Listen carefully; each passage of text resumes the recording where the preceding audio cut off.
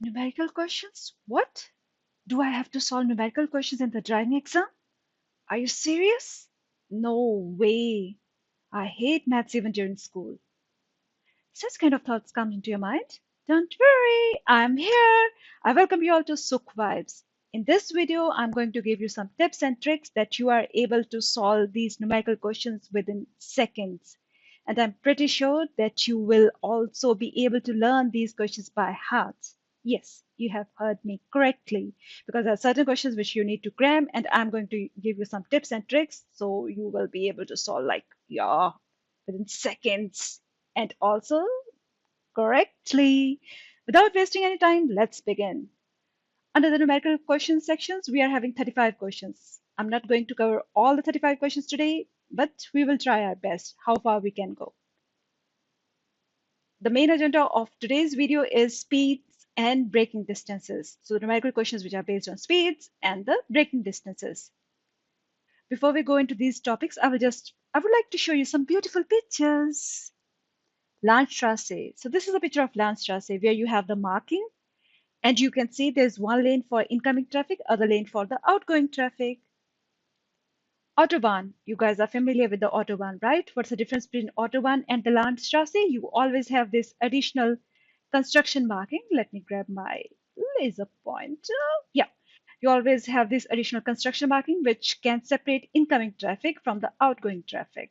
And you may have more than two lanes or even three, yeah, if you go to Dresden. Inside built-up areas, whenever you see this yellow board, inside built-up areas are about to start. So here were the three pictures. Yeah, Landstrasse, Autobahn, inside built-up areas. Now you are familiar with the situation, so let's begin.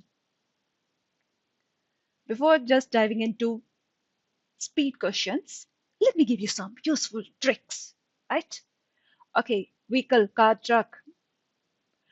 Oh, what is this table? It's so difficult. No, it's not that difficult. Just focus on one thing. You have to remember the trick word, and this trick word is the trailer. Rest, problem solved. If there's a car with trailer, speed limit is 80. If there's a truck with trailer, speed limit is 80. If there's trailer word missing in the question, speed limit is 100, irrespective of the vehicle. Easy, right? Okay, so let's begin with the very first question. What is the maximum speed a truck with a permissible total mass of 3.0 ton and trailer may be driven on autobahns? Did you notice? Truck, car, doesn't matter. What's the important word? Trailer. Can you guess the answer? Yes, you are right. It's 80 km per hour.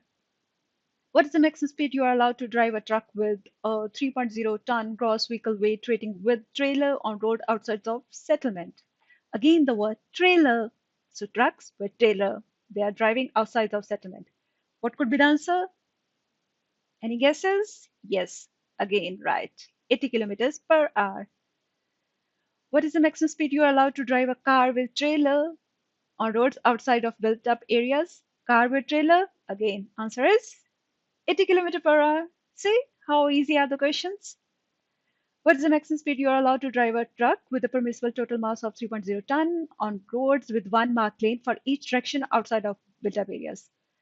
One marked lane for each direction outside built up areas. I've already shown you the picture of Landstrasse. Doesn't matter to us, but what is important that there is a truck and it is not carrying any trailer. So what could be the answer? 100 km per hour. And here's a picture for your reference again. What is the maximum speed you are allowed to drive a car on roads with one marked lane for each direction outside built up areas? So car, it is driving. We are driving on Landstrasse, but without trailer. Any guesses? 100 km per hour. See how simple these questions are. So what you have to remember, irrespective of the vehicle, if in the question is given car or truck, doesn't matter. If it is driving outside it could be Landstrasse, right? I have shown you the picture. Important words you have to remember is with and without trailer. Cars and trucks, when they are carrying trailers, they are moving with 80 km per hour. Cars and trucks, when they are not carrying trailers, they can move with 100 km per hour outside built up areas. So in this case, I have given you an example of Landstrasse. So far, we have covered the speed section. Hooray! You have learned so many questions. Okay, moving to the next part. Speed inside and outside. So inside built-up area, I have already shown you the picture. Whenever you see this yellow board on which the name of the town is written, it's inside built-up area.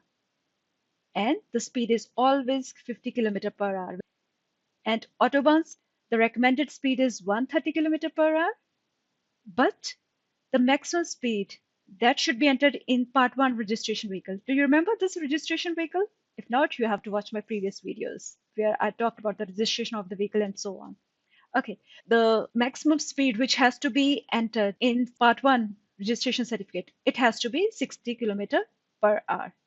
And if you're driving with no chain, that you're not going to drive when you're a new driver, but still you have to remember it is 50 km per hour, right? Very easy. Recommended speed 130 km per hour, or the maximum speed that should be entered in your part 1 registration certificate 60 km per hour. Inside build-up area always 50. With snow chain again 50. So let's start the questions.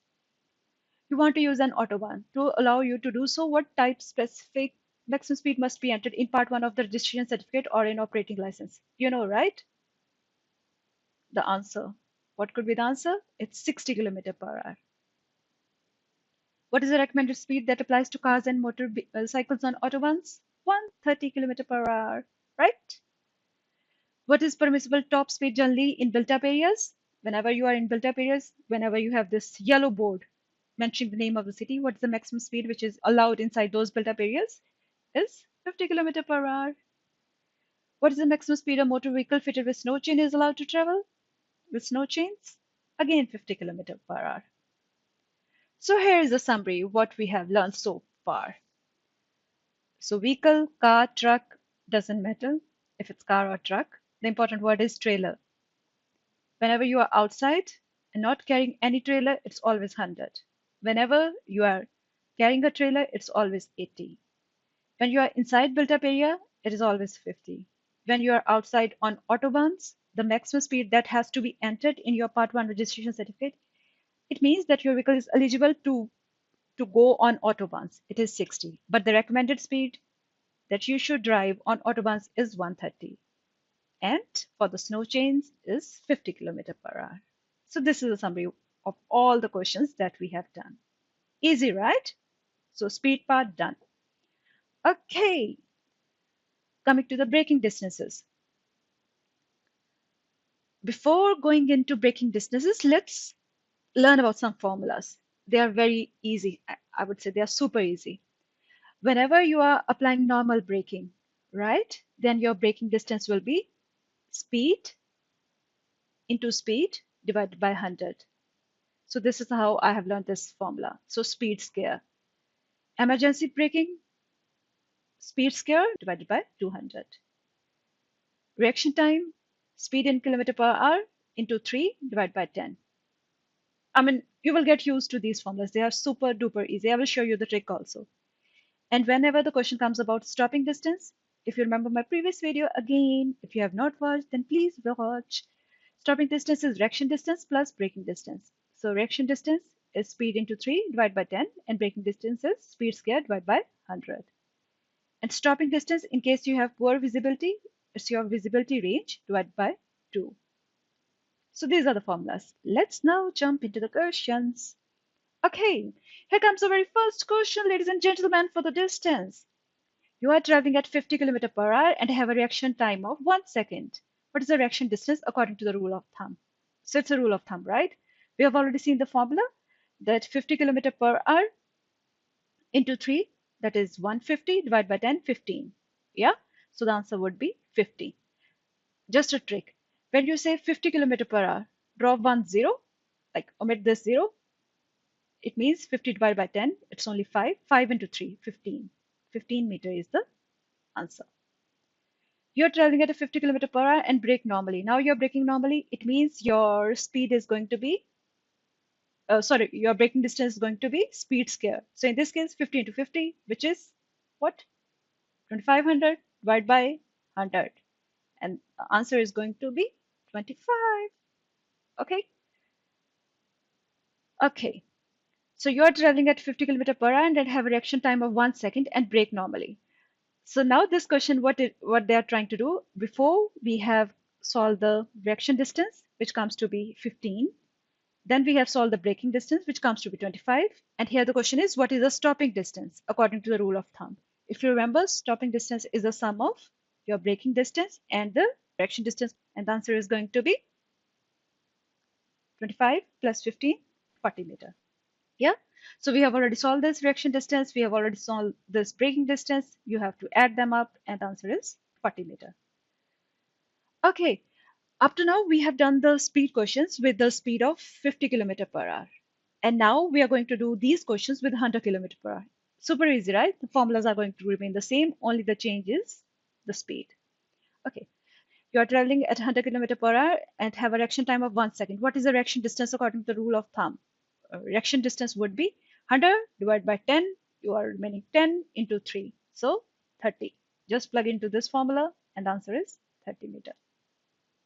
Super easy, right?